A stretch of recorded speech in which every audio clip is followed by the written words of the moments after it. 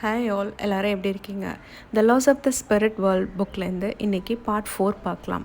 Auto writing மூலமாக விஸ்பி and ரத்து அவங்க அம்மா கிட்ட அந்த ஆன்ம உலகத்தை பற்றி எல்லாமே சொல்லிகிட்ருக்காங்க. அதில் போன முறை நம்ம இந்த பூமியில் நம்ம அம்மா அப்பாவை தேர்ந்தெடுத்து ஏன் மறுபிறப்பு எடுத்து வரோம், நிஜமாலுமே பேய் பிசாசு அப்படிங்கிறது ஒன்று உண்டா, நம்மளோட கர்மாவை நம்ம எப்படி இல்லாமல் கழிச்சிட்டு வரணும் அப்படிங்கிறதையும் பார்த்தோம்.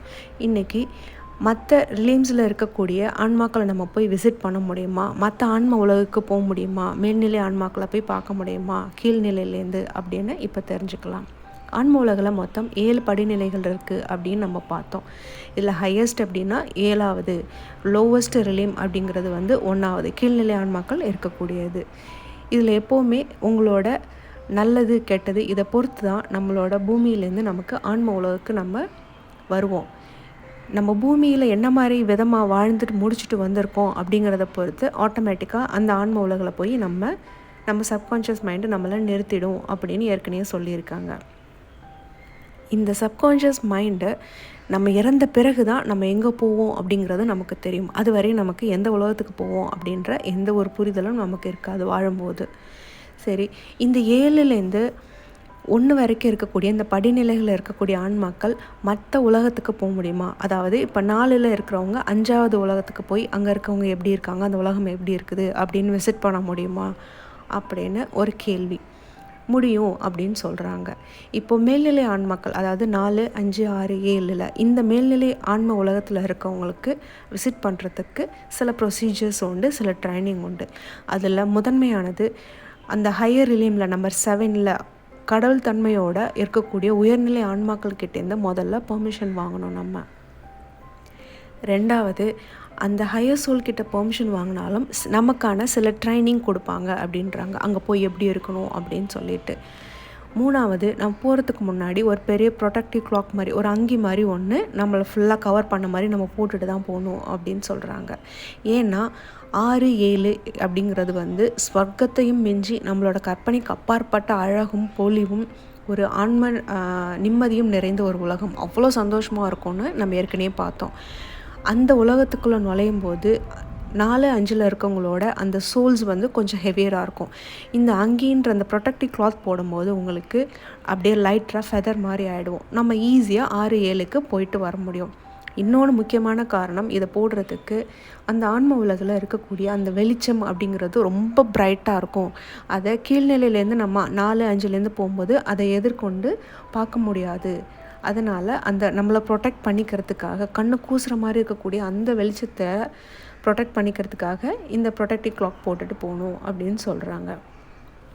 அடுத்த 5வது பாயிண்ட்டு, நம்மளால் அங்கே போய் ஒரு குறிப்பிட்ட நேரம் வரைக்கும் தான் அதை அங்கேருந்து எல்லாத்தையும் பார்க்க முடியும். அதுக்கப்புறம் திரும்ப நம்ம ரிட்டன் ஆயிடணும் நம்மளோட ஓன் வேர்ல்டுக்கு. 6வது என்னென்னா, நீங்கள் அடிக்கடி அங்கே போயிட்டு வர முடியுமா அப்படின்னு கேட்டால் முடியாது. அவங்க பெர்மிஷன் கொடுக்கணும். 2வது, ரொம்ப ஷார்ட் டைம் மட்டுமே உங்களால் விசிட் பண்ணிவிட்டு வர முடியும் மற்ற உலகங்களுக்கு.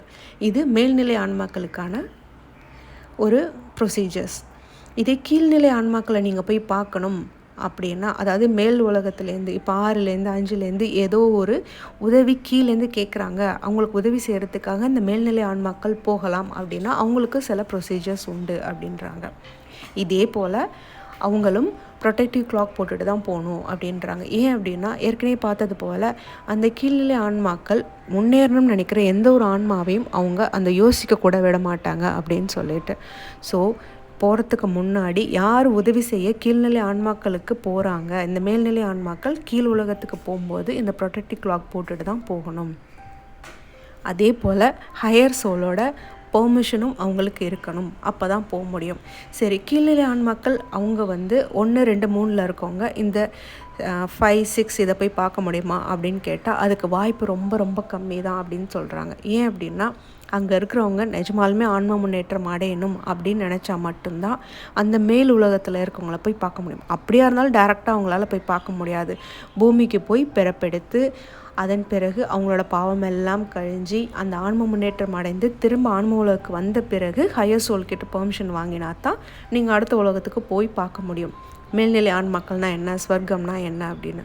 ஸோ இதுக்கு உங்களுக்கு குறைஞ்சது ஒரு 100 வருஷத்துக்கு மேலே ஆகும். இந்த ஒரு ப்ரொசீஜருக்காகவே எந்த ஒரு கீழ்நிலை ஆன்மாவும் அவ்வளோ சீக்கிரம் நான் இங்கே போய் பார்க்கணும் அப்படின்னு அவங்க ஆசைப்படவே மாட்டாங்க. மோஸ்ட் ஆஃப் த சோல்ஸ் எல்லாம் என்ன பண்ணுவாங்கன்னா, இல்லை எனக்கு இதுவே போதும் அப்படின்னு அங்கேயே செட்டில் ஆகிடுவாங்க. அது நம்மளோட கையில் தான் இருக்குது. நம்ம விருப்பப்பட்டால் போகலாம், ரிஸ்க் எடுத்து பூமியில் பிறப்பெடுத்து போய் பார்க்கலாம்.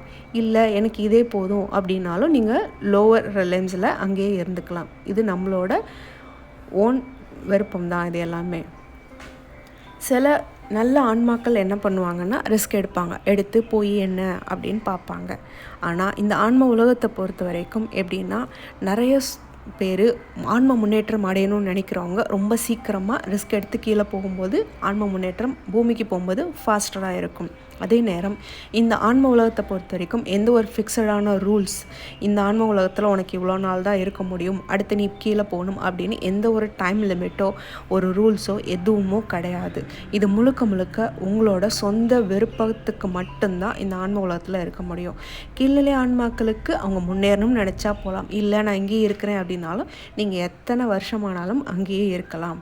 உங்களை இம்ப்ரூவ் பண்ணிக்கணுமா வேண்டாமா அப்படிங்கிறது it's totally on your own wish அப்படின்னு சொல்லிட்டாங்க.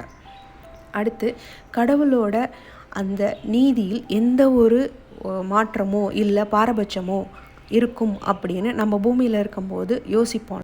ஆனால் கடவுளுக்கு ஏற்கனவே சொன்னது போல் அவருக்கு பனிஷ்மெண்ட் பண்ணணும்னு எந்த ஒரு வேலையும் இங்கே கிடையாது. ஃபுல் அண்ட் ஃபுல் நம்மளோட சப்கான்ஷியஸ் மைண்ட் நம்மளோட மரணத்துக்கு பிறகு நமக்கு தகுதியான ஆன்ம உலகில் கொண்டு போய் நம்மளை ஆட்டோமேட்டிக்காக நிறுத்திடும். ஸோ இதில் கடவுள் அப்படிங்கிற விஷயம் எதுவுமே கிடையாது. நீ எப்படி பூமியில் பிறந்து வாழ்ந்து வரையோ அதற்கு தகுதியான உலகம் ஆன்ம உலகத்தில் நீயே நேராக போய் நின்றுடும், உன்னோட சப்கான்ஷியஸ் மைண்ட் நிறுத்திடும். ஸோ அதுக்கு ஒரு சின்ன ஒரு கதை ஒன்று சொல்கிறாங்க. சுரேஷ் அப்படிங்கிறவர், அவர் இந்த பூமியில் வாழும்போது ரொம்ப பெரிய தர்மவானா நிறைய பேருக்கு நிறைய தொண்டுகள் செய்து தேவையான வேலையெல்லாம் கேட்குறவங்களுக்கு வேலை, உணவு, உடை, இருப்பிடம்னு அவர் செய்யாத டொனேஷனே கிடையாது. அப்படிப்பட்ட ஒரு மிகப்பெரிய தர்மவானா வாழ்ந்து முடிச்சவரோட ஒரு ஃப்யூனரல் எப்படி இருந்தது அப்படின்னா, அவ்வளோ ஒரு கிராண்டாக வாழ்ந்தால் இவரை மாதிரி தான் வாழணும், மனுஷனாக இந்த மாதிரி தான் இருக்கணும், இவ்வளோ பெரிய ஒரு தர்மமான இது வரைக்கும் நம்ம பார்த்தது கிடையாது, இனிமேலும் இல்லை அப்படின்னு சொல்கிற அளவுக்கு அந்த சுரேஷ் அப்படிங்கிறவர் ரொம்ப பெரிய மகானாக இருந்துட்டு தன்னோட வாழ்க்கையை முடிச்சுட்டு அந்த சோல் வேர்ல்டுக்கு வராரு. வந்த பிறகு அவர் நேராக எங்கே போகிறாரு அப்படின்னா லோவர் ரிலையன்ஸ்க்கு போகிறாரு. நமக்கு ஷாக்கிங்காக தானே இருக்கும். ஏன் இவ்வளோ செஞ்சுட்டு அவர் கீழ்நிலை ஆன்ம உலகத்துக்கு வரணும் அப்படின்னு சொல்லிட்டு அங்கே வந்ததுக்கப்புறம் அந்த சுரேஷ் அப்படிங்கிறவர் கத்துன்னு கத்துறாரு. நான் ஹெவனுக்கு தான் போகணும், என்னை முதல்ல ஹெவன் கூட்டிகிட்டு போங்க, நான் யார் தெரியுமா, நான் எப்படி வாழ்ந்தவன் தெரியுமா, நான் செய்யாத தர்மமே கிடையாது, எனக்கு கடவுள் அநீதி இழைச்சிட்டாரு அப்படின்ட்டு கண்ணா பின்னாடி திட்ட ஆரம்பிச்சிட்டாரு. கடவுள் எல்லாரையும் திட்ட ஆரம்பிச்சிட்டாரு. அங்கே இருக்க நிறைய பேர் அவரை கன்சோல் பண்ணுறதுக்கு ட்ரை பண்ணுறாங்க. ஆனால் யார் பேச்சையுமே அவர் கேட்குற மாதிரி இல்லை.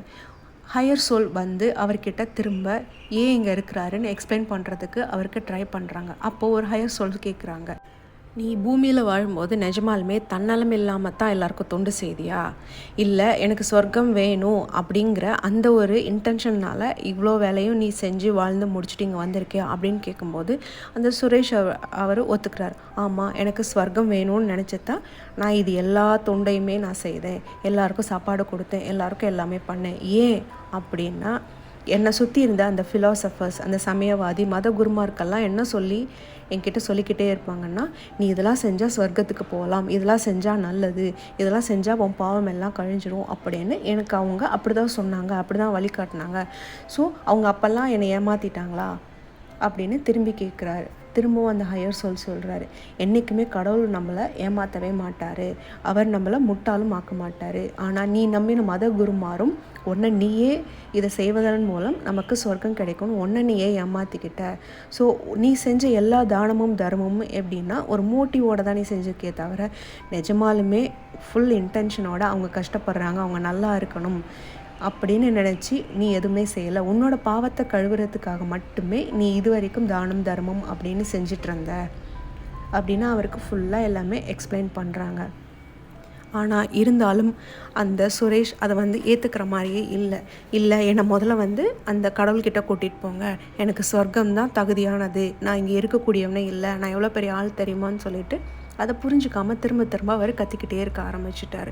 அவர் பூமியிலேருந்து வந்த பிறகு அவரால் இந்த நரகம்தான் தனக்கு அப்படின்றத அவரால் ஏற்றுக்கவே முடியல. அவர் ரொம்ப கஷ்டப்படுறார். ஏன்னா அவர் பூமியில் வாழும்போது அவருக்கு சொல்லி கொடுக்கப்பட்ட விஷயங்கள் என்ன அப்படின்னா, நீ இதெல்லாம் செஞ்சால் நீ சொர்க்கத்துக்கு போவ, அதனால் நீ இதெல்லாம் செய், உன் பாவம் எல்லாம் கழிஞ்சிரும் அப்படின்னு. ஸோ வாழும்போதே இங்கே பாவம் செய்யக்கூடாதுன்னு யாரும் சொல்லி கொடுக்கல. இது செஞ்சால் இது சரியாயிடும் அப்படின்னு டேலி ஆகிறதுக்காகவே வாழ்ந்து முடிச்சுட்டு வந்துட்டு இங்கே வந்ததுக்கப்புறம் இங்கே இதை எதிர்பார்க்குறாங்க, எனக்கு சொர்க்கம்தான் வேணும் அப்படின்னு. ஆனால் நம்மளோட சப்கான்ஷியஸ் மைண்டு நம்மளை ஏமாத்தாது. ஏன் அப்படின்னா அதுக்கு தெரியும் இன்ச் பை இன்ச்சாக நீ என்ன யோசித்த, எப்படி வாழ்ந்த, என்ன இன்டென்ஷனோட இதெல்லாம் செஞ்ச அப்படின்னு சொல்லிட்டு நேராக கொண்டு நமக்கு தகுதியான உலகத்தில் அது நம்மளை நிறுத்திடும். அதுக்கு மேலே யாரும் என்ன கேள்வி கேட்டாலும் அது மட்டும்தான் சரியான பதிலை நமக்கு கொடுக்கும், நம்மளோட சப்கான்ஷியஸ் மைண்டை. ஸோ நம்ம உலகத்தில் வாழும்போதே எதுக்காக வாழுறோம், என்ன செய்கிறோம் அப்படின்றத உணர்ந்து செய்யணும் அப்படின்னு சொல்கிறாங்க. நம்ம தவறான இன்டென்ஷனோட எல்லாமே செஞ்சுட்டு எனக்கு ஸ்வர்க்கம் கிடைக்கும் நீங்கள் யாராவது கேட்டிங்கன்னா அந்த சொர்க்கத்தோட வாசப்படியை கூட உங்களால் மிதிக்க முடியாது அப்படின்னு விஸ்பியன்றதும் சொல்கிறாங்க. மூணாவதாக ஸ்ப்ரிட் கம்யூனிகேஷன் பற்றி சொல்கிறாங்க. நம்ம இதில் ஏற்கனவே பார்த்தபோது நம்மளை ஆட்டோமேட்டிக் ரைட்டிங் மூலமாக நம்ம ஆன்ம உலகில் இருந்து இருக்கவங்க கிட்ட பேச முடியும்னு சொல்லியிருக்காங்க. ஆனால் இந்த பூமியில் இருக்கிற 99% மக்கள் என்ன நினைக்கிறாங்க அப்படின்னா, அந்த ஆன்மாக்குள்ள கூட பேசுகிறதே இது தவறு, இது ஒரு பேய் பிசாசு கூட பேசுகிறது அப்படின்ற மாதிரி இது எல்லாருமே ஒரு தவறான கண்ணோட்டத்தோடையே இந்த ஸ்ப்ரிட் கம்யூனிகேஷனை அவங்க நினைக்கிறாங்க. கடவுளோட படைப்பில் இங்கே யாருமே தவறாக வாய்ப்பே கிடையாது. பூமியில் உங்களோட பார்வைகள் எல்லாமே வேறாக இருக்குது. இங்கேருந்து நாங்கள் சொல்லக்கூடிய விஷயத்த நீங்கள் கேட்குறதுக்கு தயாராக முதல்ல இருக்கணும். ரெண்டாவது, எங்களால் நீங்கள் என்ன செய்கிறீங்க, என்ன யோசிக்கிறீங்க, உங்களுக்கு அடுத்து என்ன வேணும் அப்படிங்கிறது எங்களால் சொல்ல முடியும்.